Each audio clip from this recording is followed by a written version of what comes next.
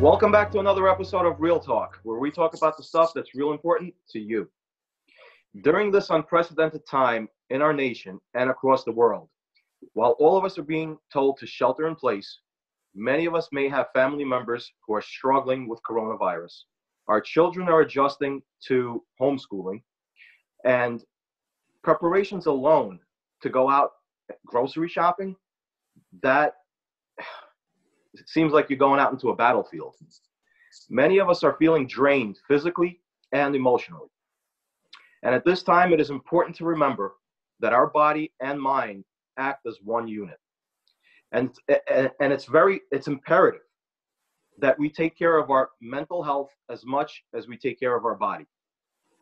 Now, May is Mental Health Awareness Month, and we wanted to kick off this meeting with a mental health professional whose goal is to fight stigma, provide support, educate the public, and guide those who may be struggling with mental health issues to the proper sources that may aid them. Today we have Alexandra Garcia with us. She's a licensed mental health counselor. Alexandra, could you tell us more about your background? Yes, I'm a licensed mental health counselor, licensed by New York State. I have been in the field for about 4 years now. I've worked in both inpatient, outpatient, primarily with adults 18 years and over for all diagnoses. And I currently specialize in perinatal mood and anxiety disorders. So pregnant women, postpartum moms, dads, adopted parents, all of that. So let's dive right in.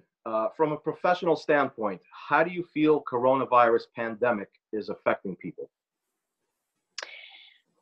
I feel like it's affecting everyone, right? So whether you have a mental health diagnosis, right? We're all people. And as humans, we have to connect with other humans in order to survive. It's just kind of what we do. It's kind of what we need to survive. And right now, we don't really have that option. And not only do we not have the option, it's sort of being told to us how we live our lives, right? We can't go to the restaurants. We can't go, to the grocery stores without wearing a mask. We can't even find toilet paper. I heard recently that flour is the new thing that you can't find anywhere. So it's a super weird time.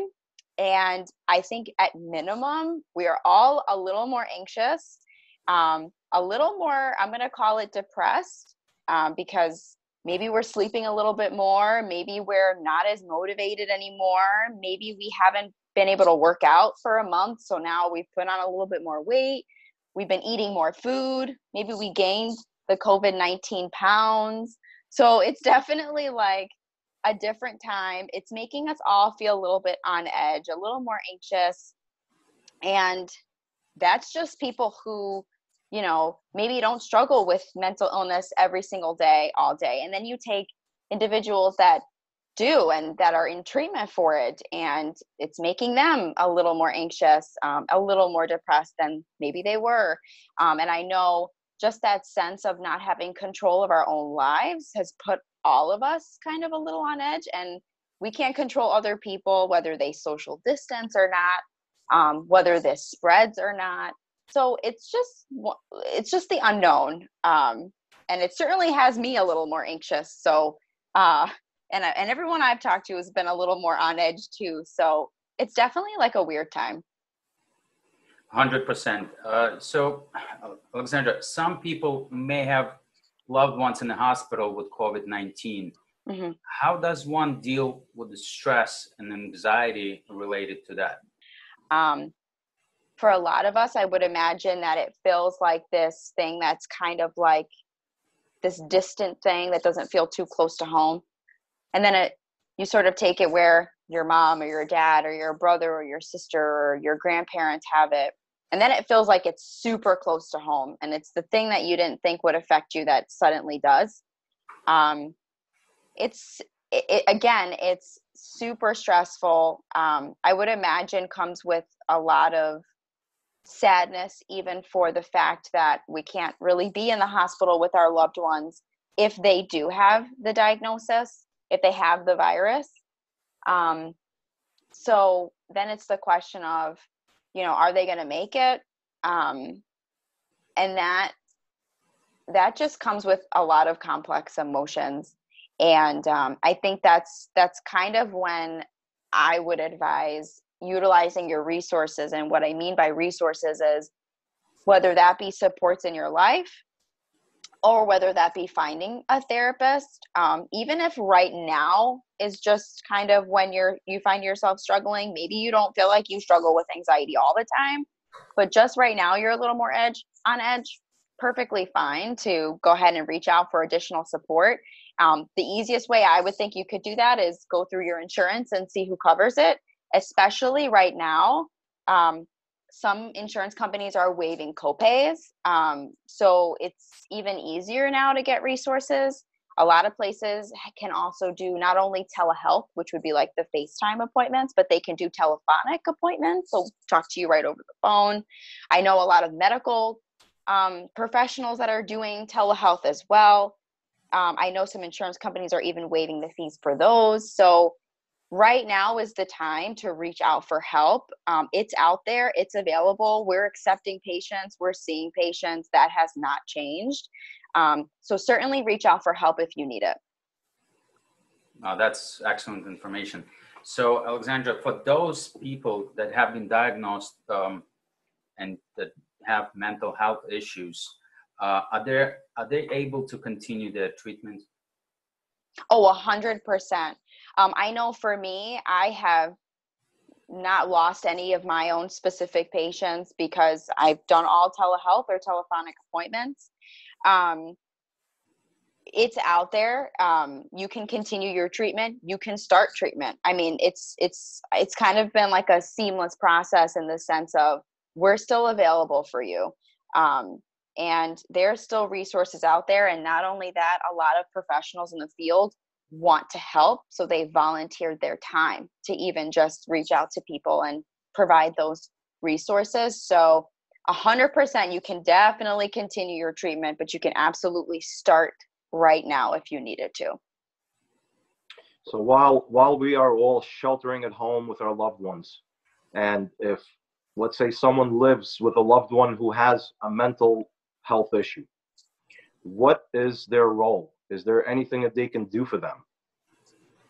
Yes, I think 100%. We all, at minimum, want to be validated in our lives. We don't really want somebody to fix our problems so much as we want somebody to hear us. And whether you live with somebody that you feel like maybe is just sleeping a little more than usual, or you're just a little worried, maybe they're just a little off, 100% check in. Hey, how you doing? Is everything okay? If you know of somebody that lives by themselves and is sort of, in isolation at home by themselves all day, every day, please shoot them a text. Hey, thinking of you. How's everything going? I've gotten those text messages. I've gotten really sweet ones like, I've heard Christmas lights improve people's moods, and I've been advised to hang up my Christmas lights again and put up my Christmas tree. And I certainly have the time to do it because there's nothing else to do. So like little things like that, it's nice to know that somebody's thinking of you. And it opens the door for somebody to be heard. And, certainly if someone reaches out to me, then it's going to make it a little bit easier for me to maybe I'm not going to initiate the conversation, but if you open that door, then I might be more likely to open up to you and just kind of tell you what's been going on with me and that I've been struggling. So please check in with your friends, your loved ones. If you know someone who lives by themselves and has been isolated, just text them, and certainly let them know that if you feel like by texting them they need more professional help, certainly get them the help that they need. But at minimum, check in on all your friends and family and loved ones. Now, this is speaking a little bit to your expertise. Many times pregnant women go through hormonal imbalances, and at times that leads to potential mental health issues, both during and after, pregnancy. During this fragile time, I can only imagine how the current environment that we are in can multiply that stress and anxiety. Mm-hmm. Are there any specific resources for those women? Yes, 100%. I want to gear everyone towards the Postpartum Support International website. That's www.postpartum.net. They have everything from text numbers to a warm line, so you can like talk to somebody on the phone. They have weekly chats. They have video calls. They have groups. They have stuff for dads. They have anything and everything you could think of. In addition, they have a directory of all the providers locally in your area that treat perinatal mood and anxiety disorders. So you just enter your zip code, and everyone that treats or specializes in it will show up, and they'll tell you if they're accepting new patients, and you can kind of outreach from there. Because it is a super weird time to be pregnant. You know, it's the time that you kind of want to be celebrating, and not only like alone, but you want to celebrate with your loved ones, and you can't really do that. And I've seen posts from friends that are pregnant that they're going to hear the baby's heartbeat or get a sonogram, and they're going by themselves and they can't even bring their significant other. So for them, that's like taking away an experience. And certainly super hard for the dads too, who want to be a part of it. So please reach out for support, because having a baby in and of itself is life-changing and beautiful and also super stressful. So certainly know that there are supports out there for you, and all you have to do is go to that website. It'll give you everything you need to know. Now, I'm not sure if this falls into your realm, but do you see any connection to substance abuse and this pandemic? And are there detox and substance abuse facilities that are open right now? Yes, I do see a connection, and there have been an increased report of overdoses and incidences. The biggest message and the biggest thing I want people to take away is that there are resources. If you are in need of assistance for medical detox or withdrawal, please go to a local hospital. I've heard that there's this assumption that detox facilities aren't taking anyone. And I don't know every individual detox facility in all of New York State and whether or not each individual one is accepting people. But I know that some are, and I know that you can always go to the hospital if you are in need of medical assistance. So please outreach the help. They will be there to help you if you need it. If you feel like you do not need medical assistance for withdrawal, or you're not really sure, you can also outreach the same resources, going through your insurance, going through a counselor, and you could even just get assessed to see if maybe you do struggle with substance abuse, and maybe you don't know that, and maybe you're just curious. So again, reaching out for your resources, going through your insurance to get a therapist.